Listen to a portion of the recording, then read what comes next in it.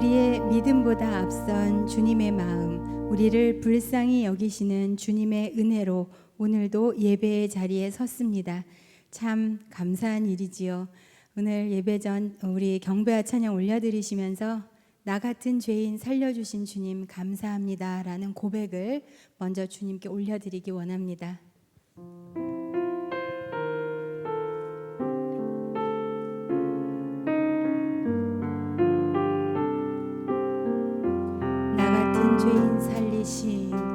나 같은 죄인 살리신 주 은혜 놀라워 잃었던 생명 찾았고 광명을 얻었네. 큰 죄악에서 건지신 주 은혜 고마워. 나 처음 믿은 그 시간 귀하고 귀하다. 나 같은 죄인 살리신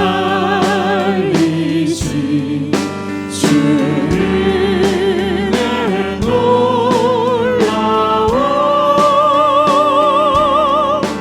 잃었던 생명 찾았고 광명을 얻었네. 큰 죄악에서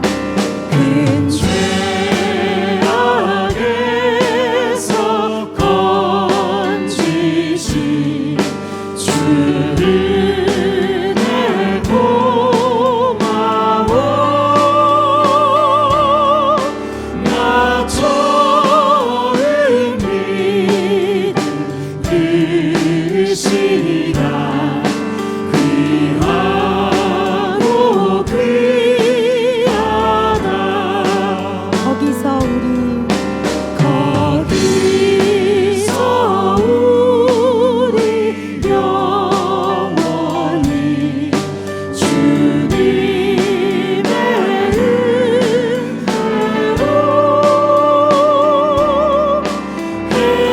해처럼 밝게 살면서 주 찬양하리라. 해처럼 밝게 살면서 주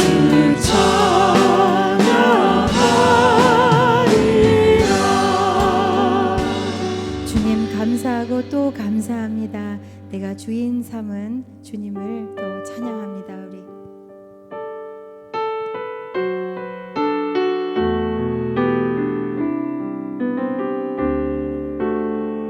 내가 주인 삼은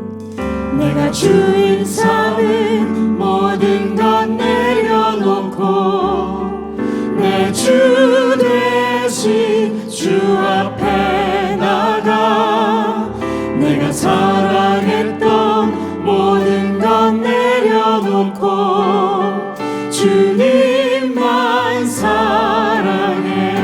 다시 한번 내가 주인 삼은 모든 것 내려놓고 내 주 대신 주 앞에 나가 내가 사랑했던 모든 것 내려놓고 주님만 사랑해. 주 사랑 거친 풍랑에도 깊은 바다처럼 나를 잠잠케 해. 주 사랑 내 영혼의 반석 그 사랑 위에 서리. 내가 주인 삼은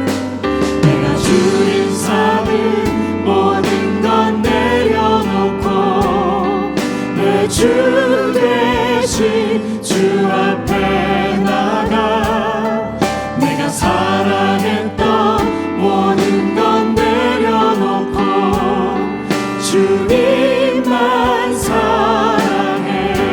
주 사랑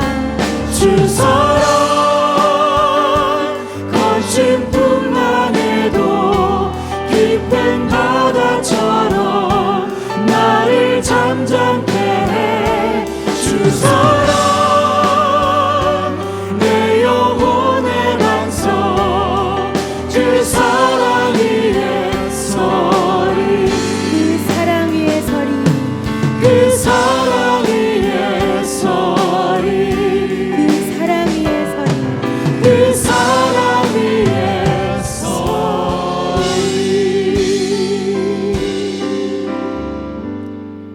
우리 이 시간 찬양하시면서 세 번째 찬양하시면서 사랑하는 나의 아버지, 제가 주님의 이름을 진실로 높여드립니다.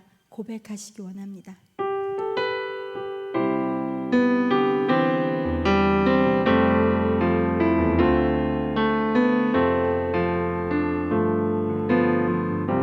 사랑하는 나의 아버지, 사랑하는 나의 아버지 이름 높여드립니다.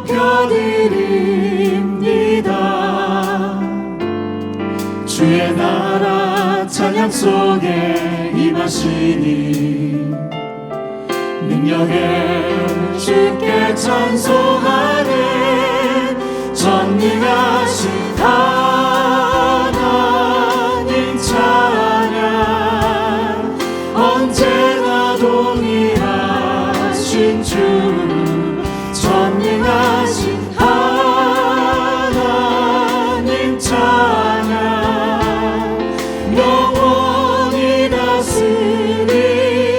우리 다시 한번 사랑하는 나의 아버지, 사랑하는 나의 아버지 이름 높여드립니다. 주의 나라 찬양 속에 임하시니 능력에 주께 찬송하는 전능하신 하나님 찬양. 언제나 동일하신 주 전능하신 하나님 찬양. 영원히 다스리네. 나 주의 이름 높이리.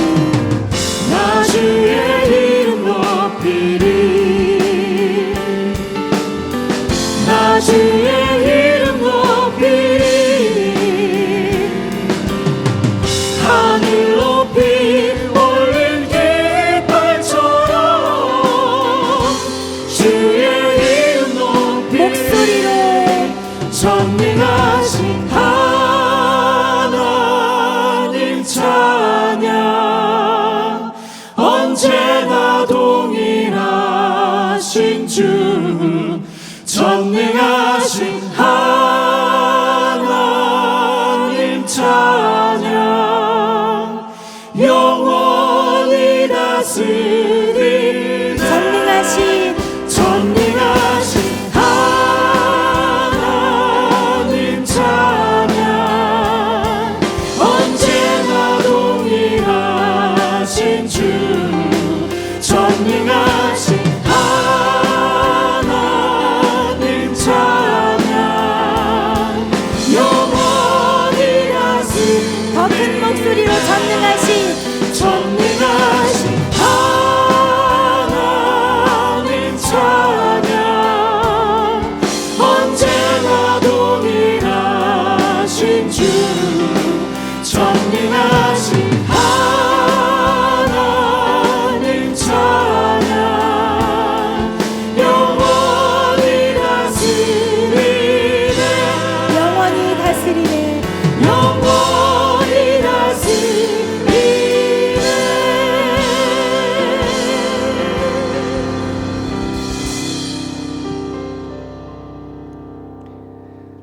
참 거룩하고 복된 주일입니다. 다 함께 자리에서 일어나 기도하심으로 하나님께 예배를 드리겠습니다.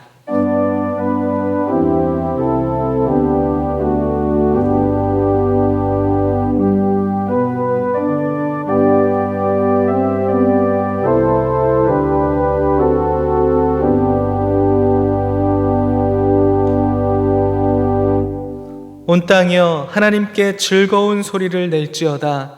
그의 이름의 영광을 찬양하고 영화롭게 찬송할지어다. 하나님은 영이시니 예배하는 자가 영과 진리로 예배할지니라. 아멘. 나는 전능하신 아버지 하나님 천지의 창조주를 믿습니다. 나는 그의 유일하신 아들 우리 주 예수 그리스도를 믿습니다. 그는 성령으로 잉태되어 동정녀 마리아에게서 나시고 본디오 빌라도에게 고난을 받아 십자가에 못 박혀 죽으시고 장사된 지 사흘 만에 죽은 자 가운데서 다시 살아나셨으며 하늘에 오르시어 전능하신 아버지 하나님 우편에 앉아 계시다가 거기로부터 살아있는 자와 죽은 자를 심판하러 오십니다. 나는 성령을 믿으며 거룩한 공교회와 성도의 교제와 죄를 용서받는 것과 몸의 부활과 영생을 믿습니다. 아멘. 다 함께 자리에 앉으셔서 찬송가 335장 1절과 2절 그리고 4절을 함께 찬양하겠습니다.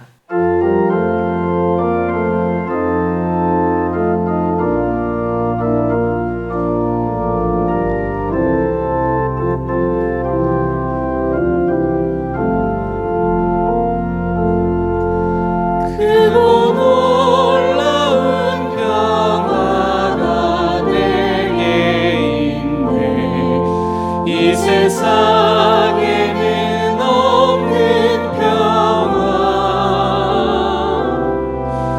나의 영혼과 몸 주께 드립니다. 오 놀라운 나의 구주. 오 놀라운 주. 오 놀라운 주. 저 천군과 천사들 경배하네. 나 엎드려서 주 경배하리. 오 놀라운 구주 예수. 나의 일생을 인도해 주옵소서. 나의 생각도 주관하사 주의 뜻대로 날 다스리옵소서. 오 놀라운 나의 구주. 오 놀라운 주. 오 놀라운 주. 저 천군과 천사들 경배하네. 나 엎드려서 주 경배하리. 오 놀라운 구주 예수. 4절 찬양합니다. 주의 광채가 찬란히 비춰오네. 전능하신 왕 구세주여. 세상 끝날까지 찬양 드립니다. 오 놀라운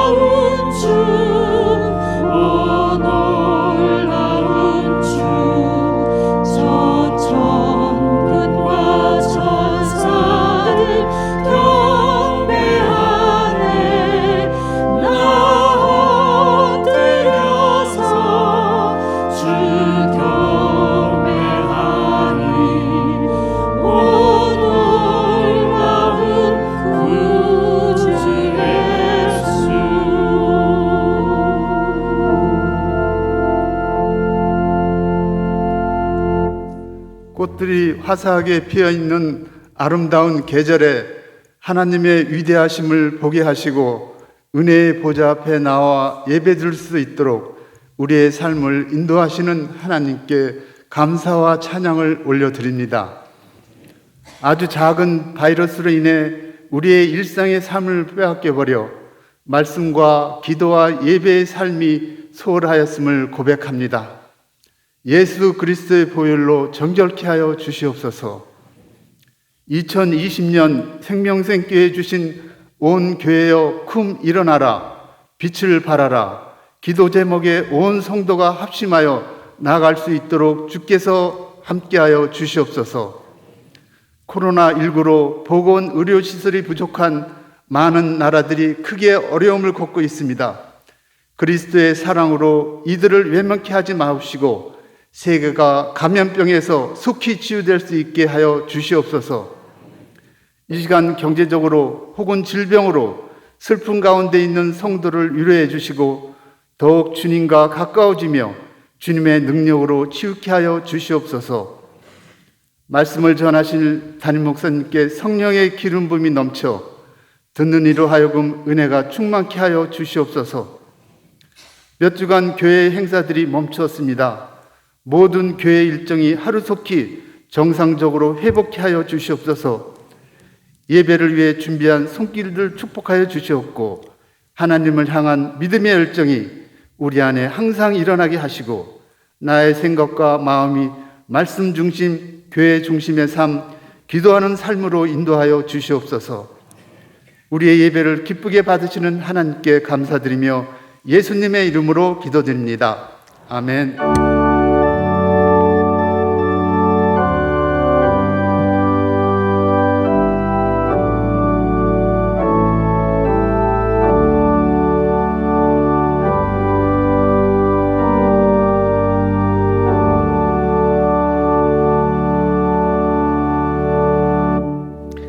이 시간에는 한주연 집사님의 특송과 함께 준비하신 예물을 하나님께 드리겠습니다.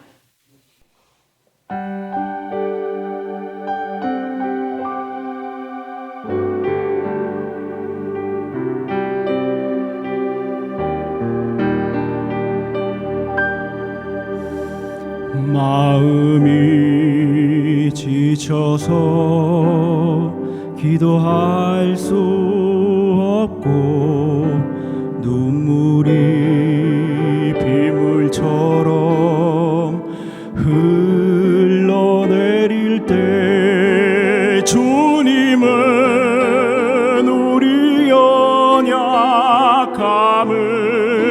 아시고 사랑으로 인도하시네.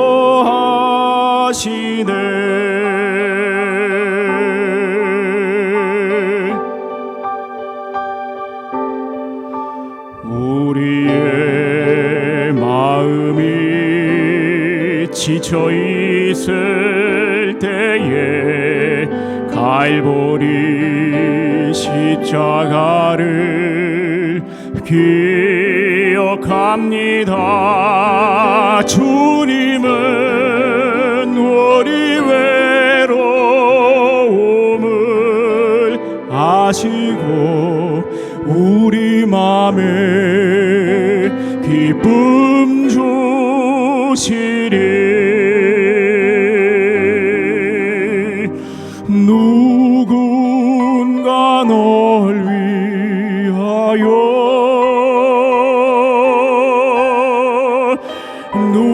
누군가 기도하네. 내가 홀로 외로워서 마음이 무너질 때 누군가 널 위해 기도하네.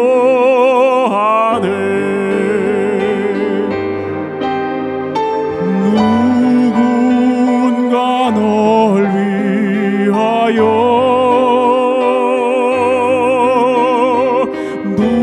누군가 기도하네. 내가 홀로 외로워서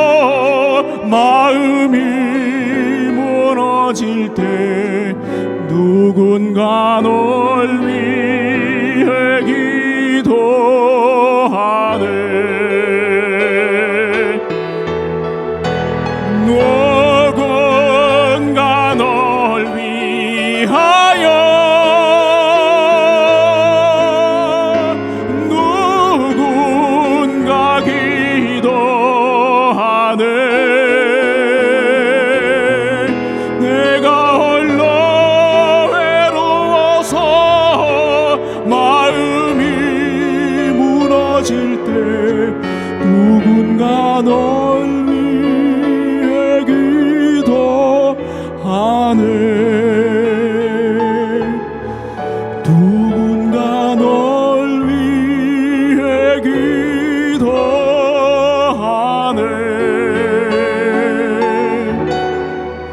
누군가 널 위해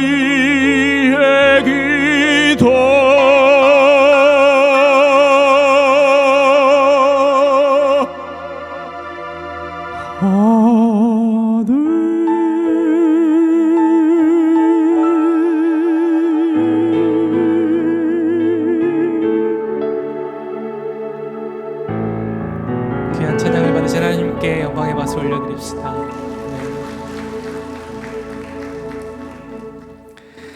하나님 아버지, 감사합니다.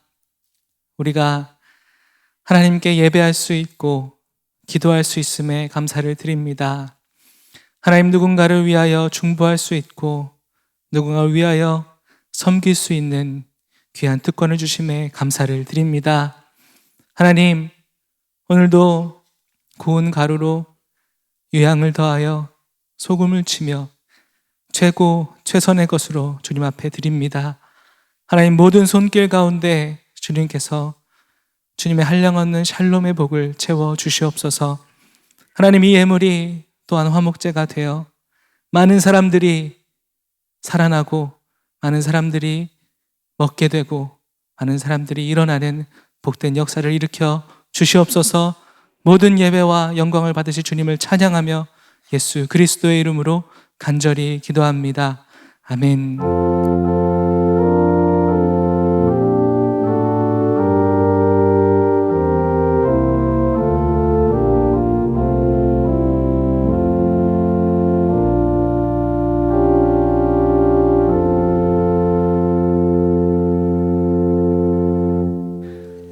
오늘도 예배 자리를 사모하시고 말씀의 은혜를 사모하시며 예배 자리에 오신 모든 분들을 환영하고 축복합니다. 교회 소식 나누겠습니다. 오늘은 5월 첫 열매 선교 주일입니다. 내 자녀의 이름으로 선교 헌금을 드리는 귀한 시간 되시기를 부탁드립니다. 코로나19 바이러스 종식될 때까지 교회 예방 활동은 교인의 안전을 지키기 위한 조치이므로 일부 불편하시더라도 적극 협조해 주시기를 간곡히 부탁드립니다. 5월 3일 오늘부터 중고등부 예배를 재개합니다. 5월 3일 이후 정부 발표에 따라서 점진적 예배 재개 여부를 공지하도록 하겠습니다. 주일 예배 참석 시 준수사항입니다. 입퇴실은 예배 봉사자의 안내에 따라 순차적으로 합니다. 입출차 시 꼬리 물게 하지 않도록 주차 봉사자 안내에 적극 협조해 주시기를 부탁드립니다. 매 예배 후 방역 관계로 신속하게 귀가해 주시기를 부탁드리며 자세한 사항은 주보 광고 4번을 참고해 주시기 바랍니다. 2020년 중직선거 후보자 훈련 보충 연장 안내입니다.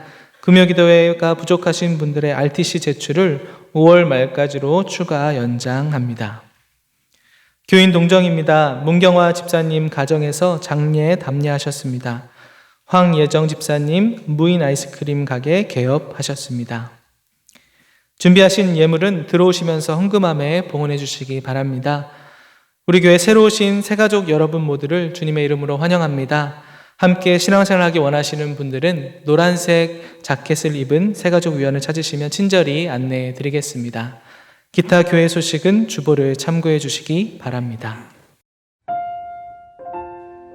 오늘 우리에게 주시는 하나님의 말씀은 신약 성경 누가복음 7장 18절로부터 28절 말씀입니다.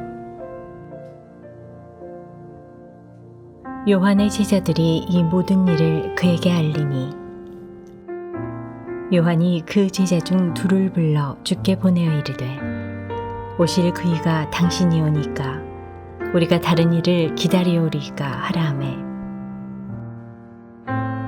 그들이 예수께 나아가 이르되 세례 요한이 우리를 보내어 당신께 여쭤보라고 하기를 오실 그이가 당신이 오니까 우리가 다른 일을 기다리오리까 하더이다 하니 마침 그때에 예수께서 질병과 고통과 및 악귀 들린 자를 많이 고치시며 또 많은 맹인을 보게 하신지라.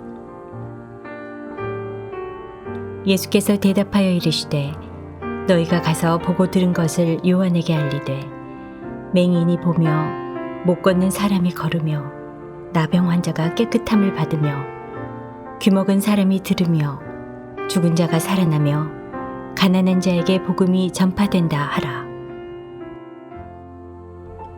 누구든지 나로 말미암아 실족하지 아니하는 자는 복이 있도다 하시니라. 요한이 보낸 자가 떠난 후에 예수께서 무리에게 요한에 대하여 말씀하시되 너희가 무엇을 보려고 광야에 나갔더냐? 바람에 흔들리는 갈대냐? 그러면 너희가 무엇을 보려고 나갔더냐?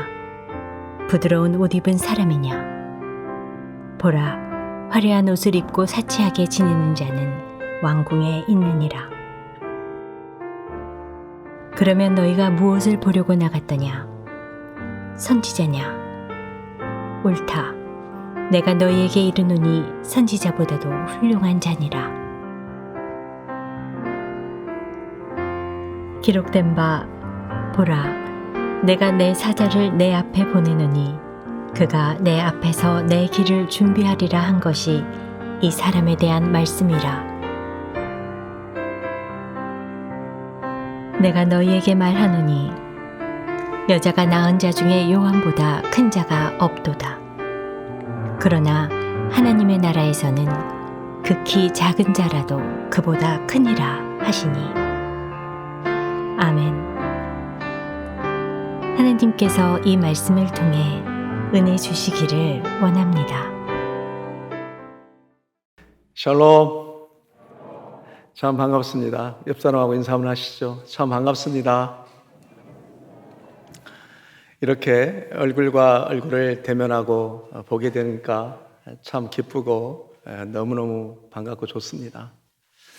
여러분, 예수님께서 성육신하셔서 이 땅에 오신 것이 어느 날 갑자기 오신 것이 아니고 예언의 성취입니다. 예언의 성취의 시작이 하나님께서 우리가 하나님 앞에 예수 그리스도를 보내달라고 하는 것이 아니라 하나님이 계획하시고 하나님이 보내시겠다고 말씀하셨습니다. 하나님 자체도 어찌 우리가 하나님을 알 수 있겠어요? 하나님께서 계시하시고 찾아오셔서 나는 너희의 하나님이다. 그리고 너희는 내 백성이라고 말씀해 주셨습니다.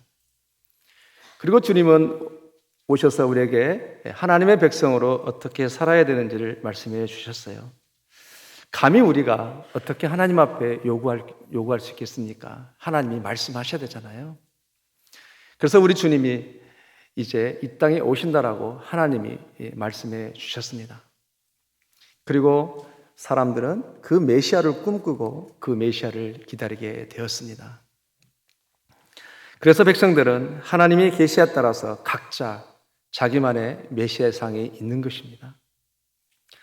우리 주님 이 땅에 오셔서 우리는 지난 시간까지 이제 누가복음 1장부터 6장까지 예수님 이 땅에 오신 목적과 그리고 하나님의 백성으로 어떻게 살아야 되는지 평지 설교를 통해서 말씀하시고, 그리고 7장에서 이제 시청각 교육 2번에 걸쳐서 백부장의 이야기와 나인성의 과부 사건을 통해서 믿음과 하나님의 은혜가 무엇인지를 우리에게 가르쳐 주셨습니다. 그래서 그 하나님의 은혜라고 하는 것은 우리를 향하여 불쌍히 여김이었어요. 믿음이 먼저가 아니라 불쌍히 여기심이 먼저였다라고 우리는 지난 시간에 나눴습니다. 그러므로 우리는 믿음을 자랑하는 것이 아니라 하나님의 은혜를 감사하는 것입니다. 여러분, 우리는 믿음을 자랑하면 교만입니다. 하나님이 한 사람 한 사람을 귀하게 여기고 불쌍히 여겼기 때문에 그 불쌍히 여기심이 우리를 구원하신 것이고 그것이 바로 믿음으로 우리를 구원받은 거예요. 그러므로 우리는 그 누구를 정죄하거나 비판하거나 판단할 수가 없는 것입니다. 오직 우리에게 주어진 것은 선대하고 사랑하고 축복하는 권만을 가지고 있는 것이 바로 우리예요. 왜? 그 믿음이 나로부터 출발되었다라면 그렇게 말할 수도 있어요. 그러나 불쌍히 여겨서 그 믿음이 출발되어지고 그 불쌍함이 우리를 구원받았기 때문에 우리는 그렇게 하나님의 백성으로 살아가는 것입니다.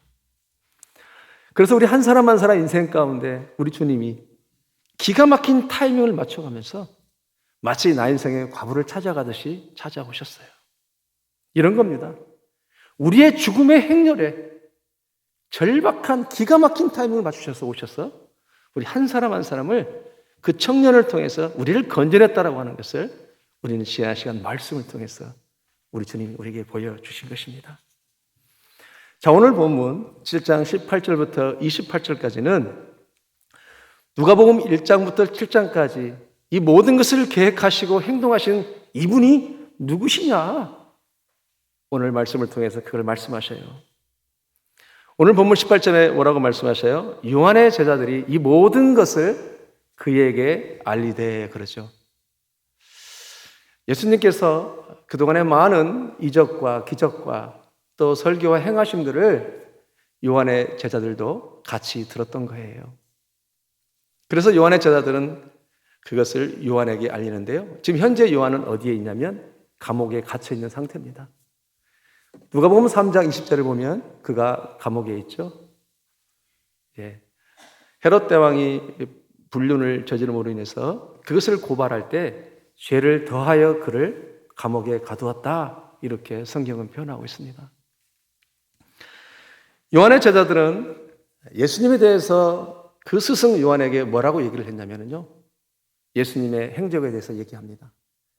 가난한 자와 함께하고 죄인들과 먹고 마시고 평지에서 설교도 하시고 하나님 나라에서 가르쳐 주기도 하시고 백부장의 이야기와 나 인생의 과부 사건을 통해서 병 고침과 또는 불쌍히 여기시고 그 슬픔을 이뤘다라고 하는 그런 이야기를 세례 요한에게 전합니다. 세례 요한은 이 모든 이야기를 다 듣고 이제 말하기를 첫 번째로 뭐라고 말하냐면요.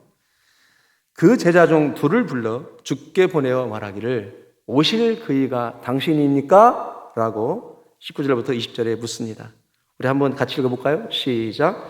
요한이 그 제자 중 둘을 불러 죽게 보내어 이르되 오실 그이가 당신이오니까 우리가 다른 일을 기다려오리까 하라 하매 그들이 예수께 나아가 이르되 세례 요한이 우리를 보내어 당신께 여쭈어 보라 하시기를 오실 그이가 당신이오니까 우리가 다른 일을 기다려오리까 하더이다 하니.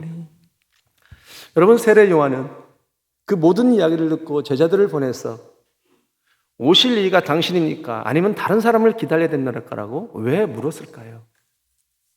분명히 세례 요한은 요단강가에서 예수님에게 세례를 밟을 때에 하늘이 열리고 성령이 비둘같이 임하고 또 하늘에서 음성이 내리기를 이는 사랑하는 내 아들이라고 음성을 들었습니다. 요한복음 1장 29절에도 그는 그렇게 고백하기로 이렇게 고백합니다. 보라, 세상 죄를 지고 갈 하나님의 어린 양이라고 그는 고백을 했습니다. 이렇게까지 엄청난 고백을 했음에도 불구하고 왜 세례 요한은 또다시 예수님을 향하여 오실 리가 당신입니까? 아니면 다른 사람을 기다려야 합니까? 라고 물었을까요? 여러분, 요한은 누구보다도 자기의 사명을 잘 아는 사람이에요. 그 사명을 잘 인지하고 있는 사람입니다. 그러니까 주의 길을 예비하고 주의 첫 길을 평탄케 하는 것이 그의 사명이라는 것을 누구보다도 본인이 잘 알아요. 그런데 본인의 현재의 상황은 어떤 상황이에요? 감옥에 있어요. 언제 죽을지도 모릅니다. 그러니까 그의 마음은 급해 안 급해요? 급한 거예요. 자, 이렇게 급하다라고 하는 것은 또 그렇게 묻는다라고 하는 것은 세례 요한은 한켠에는 어떤 마음이 있어요? 혹 아닌가? 어떤 의심이 생긴 겁니다. 왜냐하면 요한이 생각하는 메시아상이 있었어요. 요한이 가지고 있는 메시아상은 뭐냐면 시대가 암울하고 참으로 어렵고 또 억울하고 로마의 어떤 그 압제에 이스라엘 백성들이 놓여 있는 상황입니다. 뿐만 아니라 유대 지도자들은 대부분 다 독사의 자식이 되어버린 상황이고 얼마나 참담한지 요한이 생각하는 메시아는 이런 것을 해결해 줬을 거라고 그는 생각했던 것입니다. 그런데 요한이 볼 때 여전히 자기가 받았던 핍박을 예수님도 서기관과 바리새인들에게 받고 있더란 말이에요. 뿐만 아니라 당신 나라 유다 백성들은 그 백성들을 압제하는 로마에 대해서도 아무런 정치적인 행동도 하지도 않고, 요한이 생각할 때는 예수님이 늘 가난한 자들하고 함께하고 그들과 먹고 마시고 병 고치는 일을 하고, 과연 이것이 메시아의 일인가? 그런 나름대로 메시아상을 가지고 있었던 거예요. 그래서 그는 헷갈렸던 것입니다. 즉 요한도 자기의 사명은 인지했지만 하나님이 보내시는 메시아상은 정확하게 이해하지 못한 것입니다. 왜냐하면 아직 십자가를 경험하지 못했기 때문에 그렇습니다. 문제는 그들이 가지고 있는 메시아상에 문제가 있는 것인데요. 하나님이 보내시는 메시아는 하나님 나라를 위해서 보낸 것이지 사람들의 나라를 구하고 세우기 위해서 보낸 것이 아닙니다. 그런데 사람들은 사람들의 나라를 구하고 세우려고 하는 거예요. 그러니까 하나님의 메시아상과 사람들의 메시아상이 다른 거예요. 하나님은 메시아를 통해서 하나님의 나라를 세우려고 메시아를 보내신 것인데, 사람들은 하나님 나라에 관심 있는 것이 아니라 내가 살고 있는 나라에 관심이 있는 거예요. 여러분, 우리의 관심사는 어디에 있을까요?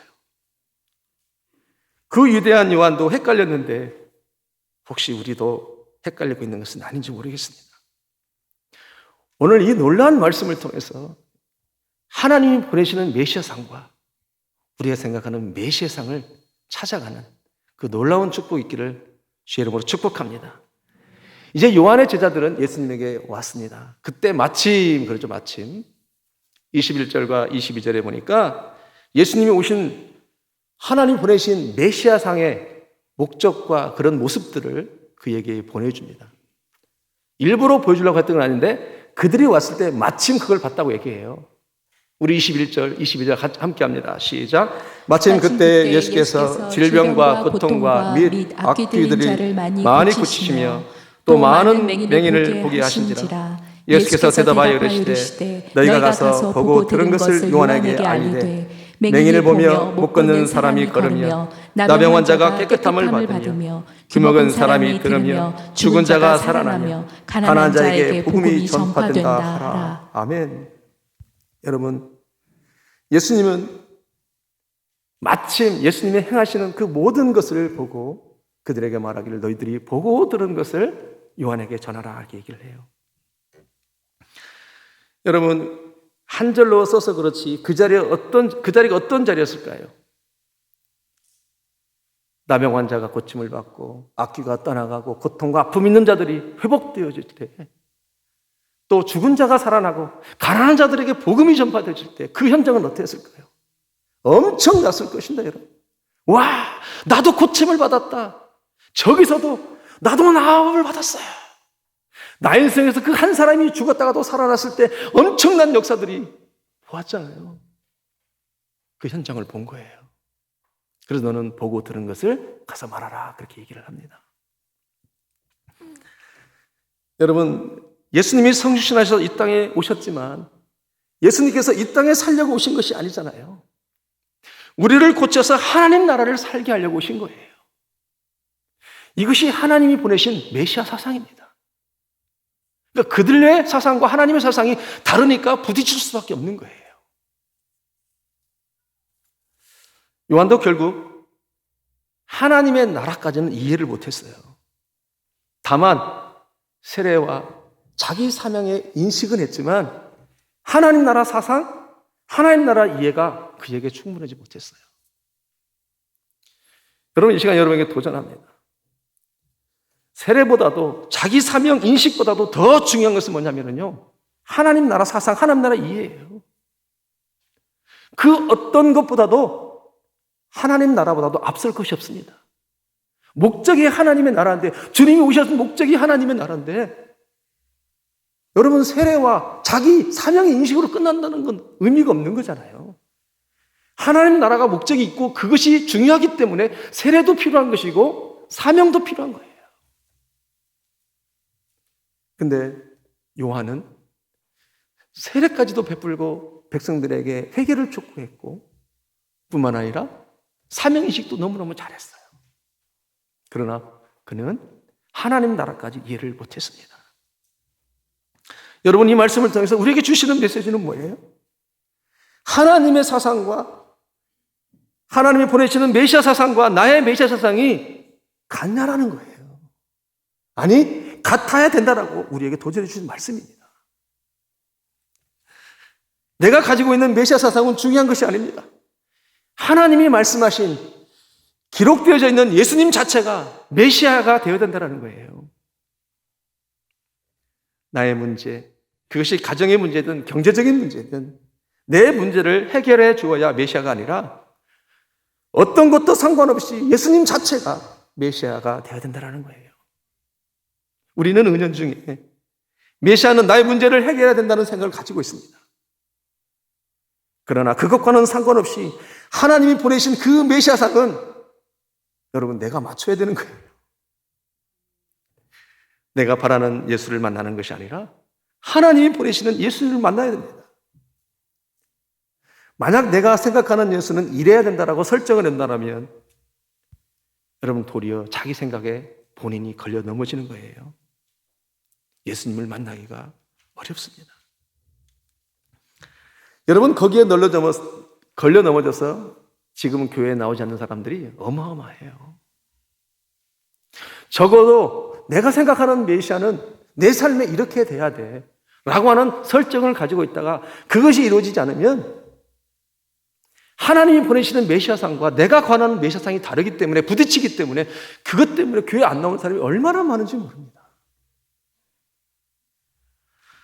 우리는 정말 하나님이 보내시는 메시아상과 내가 생각하는 메시아상이 여러분 같은 것일까요?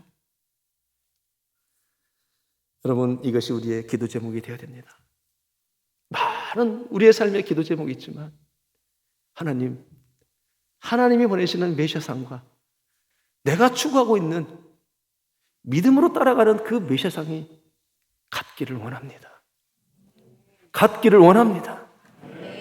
여러분, 우리가 하나님 앞에 영광 돌린다는 것이 뭘까요? 그 이름을 송축하고 하나님을 따라간다는 게 뭘까요? 하나님 마음과 같은 마음이 되는 거 아닌가요? 주님의 뜻을 같이 따라가야 되는 거 아닌가요? 하나님이 보내시는 그 메시아, 그 상이 우리 안에도 정립이 되어지고 같아져야 된다고 하는 것이 우리가 제일 신앙에 하나님의 영광 돌리는 삶이라는 것입니다. 다시 한번 나의 메시아상은 어떠한지 묻고 고민하고 나의 문제를 해결해 주는 메시아가 아니라 하나님 나라로 초청해 주시는 바른 메시아상을 정립하는 우리 모두가 되기를 주의 이름으로 축복합니다. 자, 두 번째로 말씀이 이제 중요해요. 예수님이 말씀하시기를 너희가 보고 들은 대로 요한에게 알리되, 그러면서 말씀을 뭐라고 하시냐면 누구든지 나로 말미암아 실족지 아니하는 자는 복이 있도다 이렇게 말씀하셔요. 22절과 23절에 보니까 이 말씀하십니다. 예수께서 대답하여 이르시되 너희가 가서 보고 들은 것을 요한에게 알리되, 23절 누구든지 나로 말미암아 실족하지 아니하는 자는 복이 있도다 말씀하셔요. 먼저는 실족하다라는 것을 헬라어로는 스칸달리조라고 합니다. 직역을 하면 그 뜻은 뭐냐면은 함정에 빠지다, 걸려 넘어지다, 죄에 넘어지다, 그런 뜻을 가지고 있어요. 누구든지 나로 말미암아 넘어지지 아니한 자는 복이 있도다 하셨는데, 그러면 이 말씀을 있는 그대로 직역하면 이런 의미죠. 그러니까 예수님으로 인해서 걸려 넘어지는 사람이 있다, 그런 뜻이잖아요. 반대로 말하면. 자, 여러분, 쉽게 말씀드려서 이런 겁니다. 어떤 사람이 이렇게 말을 하죠. 예수가 메시아라고 한다면, 예수가 메시아라면 어떻게 그렇게 낮고 천하고 가난한 모습으로, 그것도 말도 안 되는 동정녀에서 태어났단 말인가? 더군다나 이 땅에 와서 하는 일이라고 하는 것은 늘 가난한 자와 함께 다니고 죄인들과 먹고 마시고, 특별히 메시아다운 어떤 그런 것들을 보이지 않는다면, 그렇다면 기독교는 나약한 사람들이 믿는 종교네. 그런 종교라면 나는 뭐 안 믿을 것 같아. 결국 이건 뭐예요? 그 사람이 생각하는 메시아와 하나님 보내시는 메시아는 상충된 거잖아요. 달란 거잖아요. 그걸 걸려 넘어지는 거라는 거예요. 자기 판단에 의해서 걸려 넘어진 사람이 있더라 없더라? 있다. 그러므로 누구든지 나로 말미암아 실족지 아니하는 자는 복이 있다. 오늘 성경은 말씀하고 있는 거예요. 여러분, 예수님이 이 말씀을 하시는 이 상황, 그 스테이지는 어떤 상황이에요? 누구에게 하시는 말씀이에요? 세례 요한에게 하는 얘기예요. 이제 예수님이 세례 요한의 제자들에게 너희가 보고 들은 것을 말하라고 하고 말씀하시면서 바로 그 뒤에 말씀이에요. 누구든지 나로 말미암아 실족하지 않는 자는 복이 있다. 이렇게 말씀하셔요. 주님은 세례 요한의 마음을 안다 모른다 지금 알고 있는 거예요. 왜 물고 왔는지 다 아시잖아요. 그가 보라 세상 죄를 지고 갈 하나님의 어린 양이라고 고백을 했고 또 하늘이 열리고 주의 음성을 들리고 이는 내 사랑하는 아들이라고 음성도 들었던 세례 요한입니다. 여러분, 다시 말해서 그 위대한 세례 요한도 자기 메시아상과 다르게 되면 의심한다는 얘기예요. 그럼 우리도 이 시대를 살아가면서 때로는 내 문제가 해결되지 않고 내가 바라는 메시아상이 이루어지지 않았을 때는 우리도 얼마든지 그렇게 우리의 마음이 흔들린다는 것입니다. 요한은 그분이 오셔서 무엇을 하기를 바랬을까요? 사랑하는 우리 생명석의 성도 여러분, 예수님이 오셔서 우리에게 날마다 우리의 모든 것을 채워야 하나요? 우리 모든 것을 채우든 채우지 않든 그분은 하나님이 보내신 메시아요, 우리의 구원자인 줄을 믿습니다. 예수님은 우리의 기대치를 채우려고 오신 것이 아니에요. 하나님 나라를 이루고 완성하려고 오신 것입니다. 지금도 우리의 영혼과 마음과 생각을 고치셔서 하나님 나라로 초청하고 계시고 예수님은 오신 목적대로 그렇게 행하시는 것입니다. 만약 우리의 기대치를 정해놓고 나에게 예수님이 하나님의 아들이라면 이래야 된다는 기대치가 있다면 우리는 실족하고 말아버립니다. 우리가 기대치가 있든 없든 그게 중요한 것이 아니라 예수님 자체로 우리는 그분을 바라봐야 한다는 거예요. 그래야 우리는 실족하지 않는 것입니다. 예수님은 우리의 기대치와 상관없이 예수님 자체가 하나님이 보내신 유일하신 참 하나님이시요 유일하신 참 인간이시라고 사도행전 4장 12절에서 말씀하십니다. 함께 합니다. 시작. 다른 이로서는 구원을 받을 수 없나니 천하 사람 중에 구원을 받을 만한 다른 이름을 우리에게 주신 일이 없음이라 하였더라. 아멘. 많은 사람들은 이렇게 말할 수 있습니다. 지금 이 문제를 해결해 주시면, 어떤 문제를 해결해 주면 예수님만 섬기겠습니다라고 말하는 사람이 있습니다. 여러분, 그럼 만약 그것이 이루어지지 않고 응답되지 않으면 그 예수님은 우리가 믿을 만한 가치가 없다는 거예요? 그렇지 않다는 것입니다.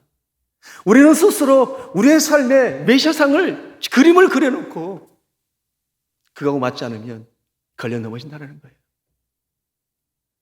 그것이 우리의 삶의 기대치가 이루어지든 이루어지지 않든 우리는 예수 그리스도 그 자체만으로도 믿을 만한 가치가 있는 것이고 그분을 통해서 하나님의 나라를 얻는 것입니다. 아멘? 그러니까 예수님이 자기 필요에 의해서 실족될까 봐 제발 좀 그러지 말라고 누구든지 나로 말미암아 실족하지 않는 자에게 복이 있나니 그렇게 말씀하시는 거예요. 이것을 다른 각도로 한번 생각해 보면 이렇습니다, 여러분. 믿는 자든 믿지 않는 자든 이렇게 말할 때가 있잖아요. 아니, 예수 믿는 그것이 예수 믿는 거라면 글쎄 나는 굳이 예수 안 믿을 것 같아. 당신 행동 보니까 그거 아닌 것 같아. 이것도 그 사람이 인정하든 인정하지 않든 그것도 걸려 넘어지는 거예요. 그 사람이 인정하든 인정 않든 예수님은 예수님인 거예요. 여러분, 그것은 그 사람의 문제지 예수님은 여전히 동일한 진리이시고 따라서 우리는 사람을 보고 예수님을 인정하지 못한다거나 따라가지 못하고 포기하면 이것은 나만 손해라는 거예요. 어떤 분들은 그렇게 말하는 사람도 있더라고요. 아버지는, 어머니는 믿는 분인데 그 자녀들은 지금 믿지 않는 분도 있어요. 근데 그 자녀들이 이런 말을 할 때가 제가 들었어요. 나는 절대로 우리 아버지 때문에 교회 안 가고 예수 안 믿을 거야. 나는 절대로 우리 엄마 때문에 교회 안 가고 예수 안 믿을 거야. 여러분, 그것은 우리의 연약함이지 우리의 지혜 없음이지 그분이 어떻게 생각하든 말든 예수님은 예수님인 거예요. 아멘? 근데 사람을 보고 그렇게 실족한다라는 거예요. 즉, 그 사람이 지혜의 문제고 연약한 문제로 그분에게 혹시라도 마음에 들지 않는다 할지라도 그것은 실족해서 넘어질 일이 아니라는 것입니다. 참 중요한 거예요. 그러면 누구든지 나로 말미암아 실족하지 아니하는 자는 복이 있다고 하는 의미를 또 하나 예를 들어보면 참 중요한데요. 누가복음 17장 11절부터 17절을 읽어보면 이렇습니다. 예수께서 예루살렘에 가실 때 사마리아와 갈릴리 사이로 지나가시다가 한 마을에 들어가십니다. 나병 환자 10명이 예수를 만나 멀리 서서 소리 높여 이르되 예수 선생님이여 우리를 불쌍히 여소서 하거늘 보시고 이르되 가서 제사장들에게 너희 몸을 보이라 하셨더니 그들이 가다가 깨끗함을 받은지라 그럽니다. 그리고 그 중에 한 사람이 자기가 나은 것을 보고 큰 소리로 하나님께 영광 돌리며 돌아와 예수의 발 앞에 엎드려 감사하니 그는 사마리아인이라며. 10절 함께 합니다. 시작. 예수께서 대답하여 이르시되 열 사람이 다 깨끗함을 받지 아니하였느냐 그 아홉은 어디 있느냐. 아멘. 여러분, 똑같은 능력을 경험했는데 한 사람은 돌아왔어요. 그런데 똑같은 능력을 경험했지만 9명은 돌아오지 않았습니다. 그럼 그 사람들의 행한 능력이 다른가요? 그렇지 않죠. 똑같은 능력을 경험했는데 한 사람은 예수님을 디딤돌을 삼아서 하나님을 만나고 하나님 나라를 소유하고 하나님 나라를 살려고 왔어요. 그런데 똑같은 능력을 경험해서도 그 9명은 하나님을 만나지도 못하고 하나님 나라를 소유하지도 못하고 각자 자기 나라를 살려고 가버렸습니다. 돌아온 그 한 사람은 뭐에 관심 있는 거예요? 나를 고치신 분에 관심 있는 거예요. 왜 이분이 나를 고치셨는가? 그 의와 능력이 어디서 왔는가? 이는 거기에 관심 있는 것입니다. 그래서 이는 그 고침을 통해서 하나님을 알고 하나님을 만났기 때문에 15절과 16절에서 뭐라고 고백을 해요? 그 중에 한 사람이 자기 나은 것을 보고 큰 소리로 하나님께 영광 돌리며 돌아와 그래요. 예수의 발 아래 엎드려 감사하니. 그 돌아온 사람은 예수님을 디딤돌 삼아서 하나님을 알고 하나님을 경험하고 영광을 돌리기 위해서 하나님 나라를 살기 위해서 돌아온 것입니다. 그러나 나머지 9명의 관심은 나를 고치신 분에게 관심 있는 것이 아니에요. 자기 벽에만 관심이 있었던 것입니다. 예수님이 누구냐는 중요하지 않습니다. 예수님의 능력으로 내가 고침받은 것이 중요하기 때문에 나은 그 하나만으로도 그냥 땡큐하고 가버린 거예요. 그러니까 이 사람들은 자기의 병 고치는 하나의 신호로만 예수님을 본고 끝나버린 것입니다. 여러분, 예수님이 이 땅에 오신 목적은 뭐예요? 우리를 병 고치기 오셨습니까? 아니잖아요. 그것을 통해서 정말로 예수님은 우리에게 보여주기를 원하는 건 뭐예요? 하나님의 사랑, 하나님의 은혜, 하나님의 나라. 그거를 주기 위해서 예수님이 오셨고 병 고침을 낫게 해주신 거예요. 그런데 9명처럼 예수님의 능력만을 경험하고 하나님의 계획과 의도, 하나님 준비하신 하나님 나라를 살지 못하고 여전히 자기 나라를 살고 있다면 그것은 스칸달리죠. 함정에 빠지다, 넘어지다, 죄에 넘어지다, 그런 뜻이에요. 지금으로 말하면 이런 겁니다. 예수를 보고도, 예수를 경험하고도, 교회를 나와서 예수님의 이름으로 예배를 드리고도 하나님을 만나지 못하고 하나님 나라를 소유하지도 못하고 하나님 나라를 살지도 못한다면 예수님은 그것을 나로 인해서 네가 실족했다라는 거야. 너는 나의 능력에서만 머물렀다, 그 얘기예요. 그러므로 너는 나로 인해서 실족했다는 거예요. 예수님은 예수님 자체로 머무르기를 원하지 않습니다. 예수님을 통해서 예수님은 우리가 하나님의 사람들이 하나님을 만나고 경험하고 하나님 나라를 소유하고 하나님 나라를 살기를 원하셨던 거예요. 아멘? 여러분, 예수의 능력으로 자기의 필요는 채웠을랑가는 몰라도 예수님이 오실 때는 그것은 실족하는 거라는 거예요. 나는 너희에게 그것만으로 위해서 온 것이 아니라는 거예요. 베풀기를 원하고 함께하기를 원했던, 보여주기를 원했던 것은 내가 너희를 통해서 하나님 준비하신 영원한 생명의 나라, 하나님 나라, 그리고 이 땅에서 하나님 나라를 살기를 원해서 오신 거라는 거예요. 그러나 병고침에 머물러 있으면 나는 하나의 병고치는 신에 불과한 거다, 나를. 그거예요. 그래서 예수님이 뭐라고 그래요? 누구든지 나로 말미암아 실족지 아니하는 자는 복이 있다, 이렇게 말씀하셔요. 내가 진정한 누구인지를 알으라는 거예요. 이것이 성경입니다. 이것이 복음이에요, 여러분. 세례 요한도 보라, 세상 죄를 지고 갈 하나님의 어린 양이라고 선포했음에도 불구하고 하나님 나라까지는 보지 못했습니다. 그래서 의심하고 있었던 거예요. 그렇다면 우리는 하나님 나라를 경험했다면 어떻게 돼요? 의심이 아니라 하나님 나라를 사는 겁니다. 이것이 오늘 메시지입니다. 여러분, 우리 사랑하는 생명의 성도 여러분, 우리 모든 성도님들이 예수를 믿고 예수님을 디딤돌 삼아서 하나님을 만나고 하나님 나라를 소유하고 지금 하나님의 이름을 부르고 살고 있는 여러분 한 사람 한 사람이 가장 복받은 사람 중에 복이라는 거예요. 아멘? 무엇이 복이겠습니까? 그것이 복이라는 거예요. 그러므로 오늘 우리에게 하나님은 말씀하십니다. 혹 지금 너희의 필요가 다 있지 않아도 절대로 실족하지 말고 나는 너희에게 최고의 복이다. 그걸 기억하라, 그 얘기예요. 예수님으로 인하여 예수님이 거침돌이 아니라 예수님이 디딤돌이 되어서 여러분들 확실하게 예수님을 만나고 하나님을 만나고 하나님에 들어가서 하나님 나라를 사는 우리 모두가 되기를 다시 한번 주의 이름으로 축복합니다. 마지막 세 번째로는 더 중요해요. 여러분, 예수님은 세례 요한을 향하여 세 번째로는 여자가 낳은 자 중에 이보다 큰 자가 없다라고 극찬을 합니다. 28절 같이 읽겠습니다. 시작. 내가 너희에게 말하노니 여자가 낳은 자 중에 요한보다 큰 자가 없도다. 아멘. 예수님은 세례 요한을 여자가 낳은 자 중에 요한보다 이보다 더 큰 자가 없다라고 극찬을 하십니다. 왜 이렇게 극찬을 하셨을까요? 그리고 이렇게까지도 극찬을 하셔요. 그는 선지자들보다도 선지자 중에 선지자다. 최고 훌륭한 자다.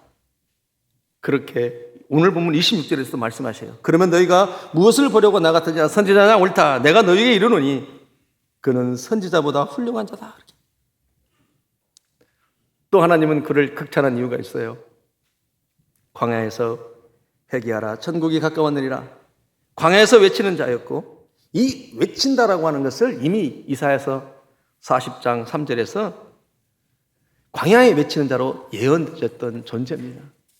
보라, 하나님의 어린 양, 세상의 죄를 지고 올 하나님의 어린 양이라고 선포할 뿐만 아니라 주의 길을 예배하고 주의 길을 첩경을 예배하고 또 구약의 모든 선지자들이 말했던 그 메시아 도래를 말하고 보았던 사람이고 세상 죄를 지고 올 하나님의 어린 양이라고 하나님이 예수 그리스도를 보내신 그 목적에 따라서 가장 아름답게 귀하게 정확하게 고백을 했기 때문에 여자가 낳은 자 중에 이보다도 더 큰 이가 없다라고 예수님은 극찬을 하셨어요.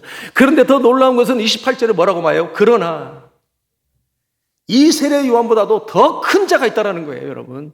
뭐라고 얘기를 해요? 28절에 그러나 하나님 나라에서는 극히 작은 자라도 이 요한보다 더 크다고 얘기해요. 와, 누굴까? 요한보다 더 큰 자는 누굴까? 누구를 위해서 이렇게 극찬하실까, 예수님은? 여러분 누구예요? 바로 여러분이에요.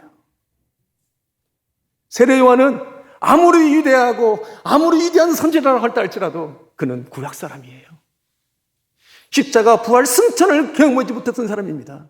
그래서 마태복음 13장 13절 뭐라고 그래요? 모든 선지자의 율법이 예언한 것은 요한까지니 선지자가 예언하고 율법이 적용되는 것은 언제까지다? 구약까지예요. 그것이 요한까지니 그래요. 우리는 언제 어디서든지 예수 그리스도를 통해서 십자가 위대한 능력을 경험하고 십자가를 통해서 언제든지 하나님의 임재를 경험할 수 있고 강력한 하나님의 말씀을 경험할 수 있고 교통할 수 있고 죄를 물을 때마다 십자가 안에서 자유를 경험할 수 있습니다. 그분이 나를 성전 삼으셨고 그분이 나를 거처 삼으셨기 때문에 나는 언제든지 손을 들고 고백을 한다면 그것이 나는 성전이었어요. 그러나 구약이 아무리 위대한 선지자라 할지라도 누가 그것을 경험해 본다라는 거예요. 그러므로 오늘 하나님 나라에서 극히 작은 자라도 세례 요한보다 크다라고 결국은 누구를 극찬하는 거예요? 여러분이에요. 전방직축 뛰어다니는 저 어린 우리 자녀들, 유아부, 유치부, 그 아이들이 그 예배 현장 가운데 언제 어디서든지 손을 들고 예배할 때 주님을 만날 수 있기 때문에 하나님 나라에서 극히 작은 자라도 요한보다 크다라고 그렇게 우리를 수식을 해주는 거예요. 믿습니까? 사랑하는 우리 생명교회 성도 여러분, 마태복음 1장부터 6장까지 뭘 말씀하셨어요? 주님이 이 땅에 오신 목적을 다 말씀하셨습니다. 그리고 7장에서 십창각교육 2번을 말씀해 주셔서 세 번째는 뭐예요? 하나님 나라를 소유하고 사는 네가 세례요한보다 크다라고 말씀해 주고 싶은 거예요. 세례요한이 위대한 사람이라고, 멋진 사람이라고, 여자가 낳은 자 중에 이보다 큰 자가 없다라고 극찬을 하면서 결국 누구를 극찬하는 거예요, 지금요? 여러분들을 극찬하고 싶은 거예요. 나의 십자가의 능력이 이토록 크다. 그걸 말씀하고 있는 것입니다. 그렇다면 여러분, 이 하나님 나라를 소유한 우리는 어떻게 살아야 되겠어요? 하나님 나라를 살아야 되지 않겠어요? 만약에 하나님 나라가 내 삶 가운데 여전히 나타나지 않는다면 여러분, 제가 좀 세게 얘기해 볼까요? 엄밀히 말하면 예수님이 나의 능력을 고치는 그 수준으로 머무는 거예요. 여러분, 성경은 굉장히 직선적입니다. 우리가 못 알아들어서 그렇지. 여러분, 이것이 복음이라는 것입니다. 하나님 나라를 경험했다면, 하나님을 경험했다면 하나님을 보여주는 삶을 살아야 돼요. 하나님을 흉내내야 돼요. 하나님의 형상이 드러나야 되는 것입니다. 이것이 복음이고 하나님 나라입니다. 그렇게 늘 하나님 나라를 갈망하고 하나님 나라로 보유해지고 하나님 나라로 기쁘고 감격해 살아가는, 그래서 코로나도 멋지게 이겨나가는 우리 모두가 되기를 주의 이름으로 축복합니다. 동영상 보시겠습니다.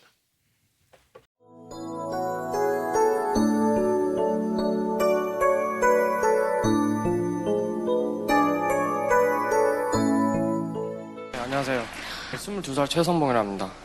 풍기는 외모로 봐서는 지금 무슨 일을 하고 계신지 가늠을 할 수가 없어요.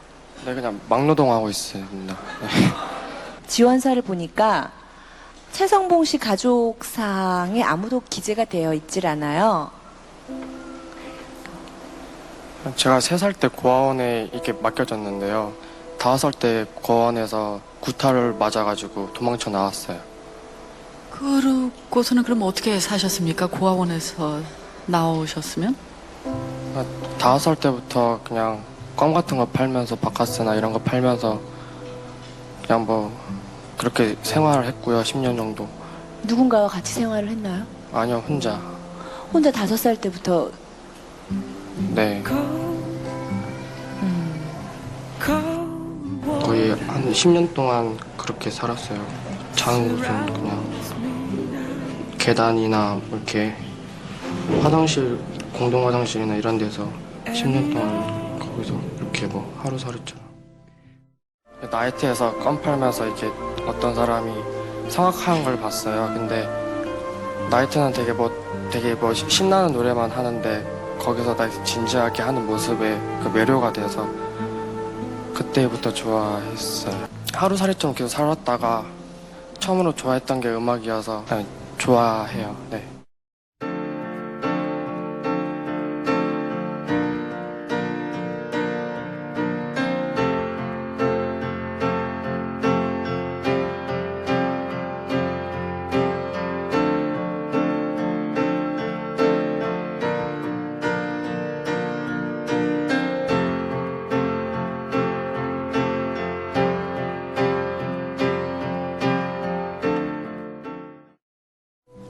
노래 들어볼게요.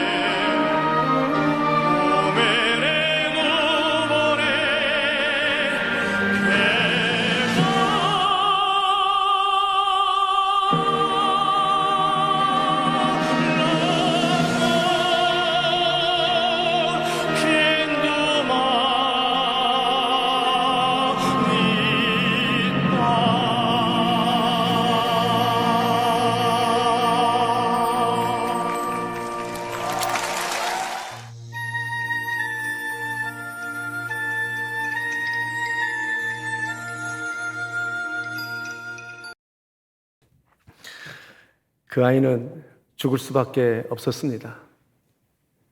보호가 아니면 살 수 없습니다. 그런데 하나님은 살게 하셨습니다. 그리고 그는 어려운 많은 환경이 있었지만 그의 고백은 이렇습니다. 공평하신 하나님. 그는 음악을 통해서 하나님을 만났기 때문에 공평하신 하나님이라고 고백합니다. 여러분, 예수님은 이 땅에 오셔서 무슨 일을 하셔야만 했을까요? 그리고 예수님은 우리를 향하여 무슨 일을 하기를 원하실까요? 하나님이 보내시는 메시아상, 바로 주님이 하신 일은 이와 같은 일입니다.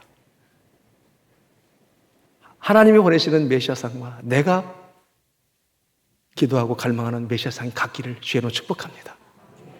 기도하시겠습니다. 하나님, 고맙습니다. 누구든지 나로 말미암아 실족지 아니한 자는 복이 있다. 하나님, 주님을 잘 몰라서 실족한 사람이 너무 많기 때문에 그렇게 염려가 되고 안타까워서 우리 주님 말씀하셨습니다. 위대한 세례 요한도 의심할 수밖에 없는 연약한 존재였고 우리도 동안 그랬습니다. 그런데 하나님 찾아오셔서 예수 그리스도를 디딤돌을 삼아 하나님을 알고 하나님 나라를 소유하고 하나님 나라를 살게 하셔서 감사합니다.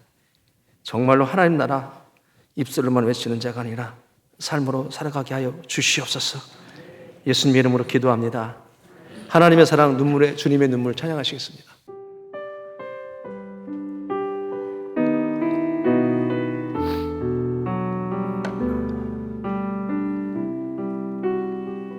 하나님의 사랑, 주님의 눈물.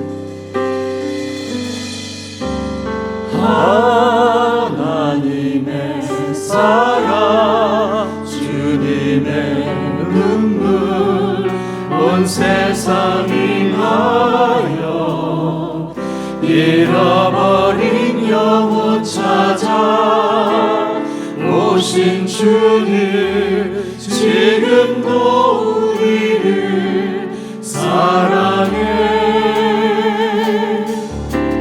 2000년 전 하늘 보좌 버리고 이 땅에 오신 주, 하나님 어린 양 되사 생명 주며 이를 증거하라 하시네. 나는 믿네, 나는 믿네. 거저하는 귀한 사랑, 그 누가 대신하리요.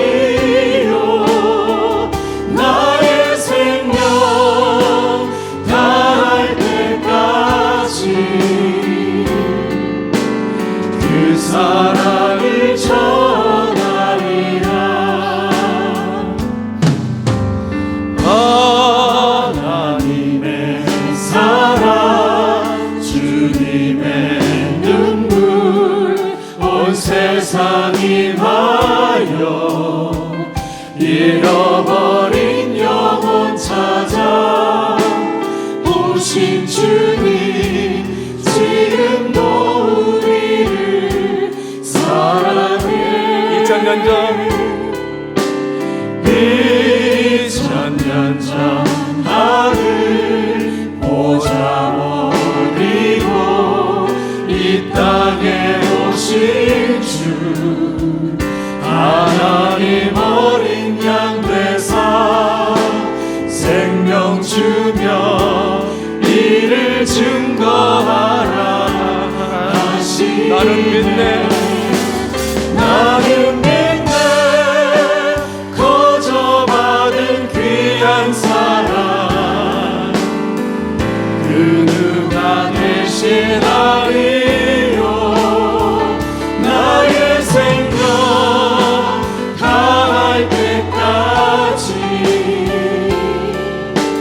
그 사랑을 전하리라. 나는 믿네, 거저받은 귀한 사랑, 나는 믿네. 거저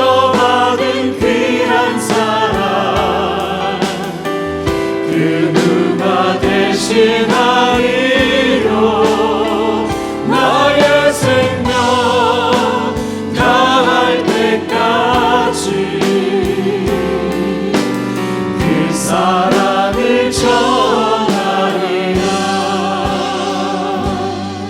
우리 시간 기도하기를 원합니다. 하나님,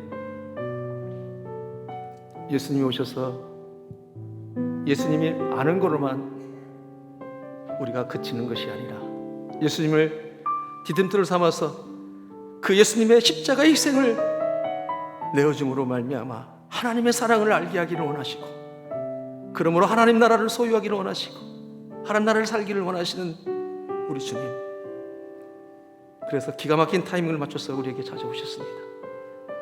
하나님, 혹시 나는 예수님을 위하여 실족한 자는 아닙니까? 우리의 필요를 채웠는가는 몰라도 예배하면서 하나님을 진짜 만나지 못했다면 그것은 우리로 하여금 실족했다고 말씀하십니다. 하나님, 저 예수님을 바르게 알기를 원합니다. 하나님을 정말 뜨겁게 만나기를 원합니다. 하나님 나라를 소유하기를 원합니다. 하나님 나라를 살기를 원합니다. 나를 도와주시옵소서. 주님이 보내시는 그 메시아상과 나의 메시아상이 연합되기를 원합니다. 그렇게 하나님께 기도하겠습니다. 기도하시겠습니다. 아버지, 고맙고 감사합니다. 나를 살리기 위해서 당신의 독생자를 보내야만 했고, 그 독생자를 십자가에 매달아서 하나님을 만나기를 원하셨던 우리 주님, 내가 길이요 진리요 생명이요 주님이 아니고는 하나님을 만날 수 없기 때문에 그분이 친히 오셔서 죽어주셨습니다. 하나님, 십자가의 능력에만, 그 권세에만 우리가 붙들린 것은 아닌지 모르겠습니다. 십자가를 통해서 하나님을 만나야 되겠습니다.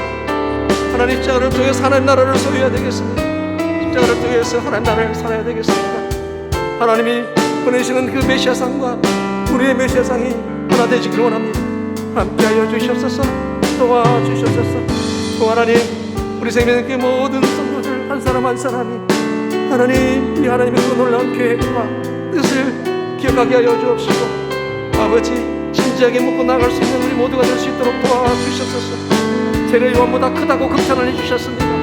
하나님, 정말 우리가 세례요한보다 큰 그런 위대한 하나님의 사람 아닙니까? 그러므로 하나님 나라를 살게 하여 주시옵소서. 이제는 하나님의 뜻을 따라 우리에게 오신 우리 주님 예수 그리스도의 은혜와 하나님의 나라를 위하여 우리를 부르시고 권하시는 아버지 하나님의 그 놀라우신 사랑하심과 세례요한보다 그 다음에 우리를 격려하시며 인도하시는 성령님의 교통하심이 예언을 따라오신 예수님을 목격하고 증거하기를 결단하는 여기 예배하는 하나님의 사람들 머리 위에, 그리고 가정에서 예배하는 하나님의 사람들 머리 위에, 일가 진짜 부모님을 섬기기 위해서 곳곳에 간 하나님의 사람들 한 사람 한 사람들 머리 위에, 몸된 교회 위에 이제부터 영까지 함께 하옵시기를 간절히 축원하옵나이다. 아멘.